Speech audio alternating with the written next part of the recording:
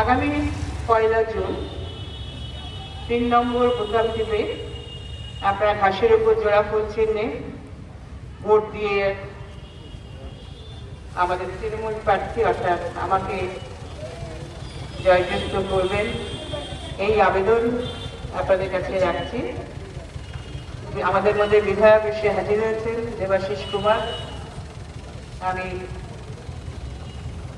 শুধু এই কথাই বলবো, আমি তো এলাকারই লোক, সবসময় বলি আপনাদের কাছে, শুধু বলি সিপিএম কে ভোটটা দিয়ে ভোটটা নষ্ট করবেন না। আর বিজেপিকে ভোট দেওয়া মানে আপনার আরো খারাপ অবস্থায় দাঁড়াবে। দেশটাকে বেছে দিচ্ছে যারা যারা সংবিধান নষ্ট করে দিচ্ছে, স্থাপত্য করে দেবে যে ওয়ান নেশন ওয়ান ভোট বা ওয়ান ইলেকশন ওয়ান ভোট, এই বিলটা আনবে। অর্থাৎ এখানে এই যে কর্পোরেশন ইলেকশন হয় এটা হবে না, পঞ্চায়েত হবে না, আমাদের বিধানসভা হবে না। যেটা হবে সেটা হচ্ছে শুধুমাত্র আমাদের দিল্লি নির্বাচনে। আর দিল্লি নির্বাচনে ওরা বারবার ক্ষমতায় আসবে, আপনার সমস্ত স্বাধীনতা হরণ করে নিয়েছে, অলরেডি নিয়েছে। আপনি কি খাবেন, কি করবেন, সবটাই এখন মোদীজি ঠিক করে দিয়েছে। আপনি মাংস খাবেন না, আপনি মাছ খাবেন, আপনি দুধ খাবেন না ছানা খাবেন, সবটাই ঠিক করেছে। আপনি সালোয়ার কামিজ পরে হাঁটবেন না শাড়ি পরে হাঁটবেন, সেটাও ঠিক করে দিয়েছে। আপনি অর্ধবসন অবস্থায় হাঁটবেন না ফুল জামা কাপড় পরে হাঁটবেন, সেটাও ওরা ঠিক করে দেবে। এইরকমই একদম ন্যাশনাল তন্ত্রেরও যদি কিছু বেশি থাকে, একদম সেটা হিটলার আগে বেঁচে থাকলে হিটলার লজ্জা পেত।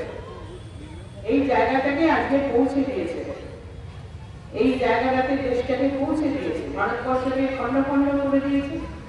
ভারতবর্ষের চেহারাটা দেখে বোঝা যায় যে আগের এদের আসার আগে যে ভারতবর্ষে ছিল 2014 আগে, তার যে চেহারাটা ছিল আর এখন ভারতবর্ষের যে চেহারা দাঁড়িয়েছে, এটা দেখলে সত্যি ভারতবাসী হিসেবে আমাদের খুব কষ্ট লাগে।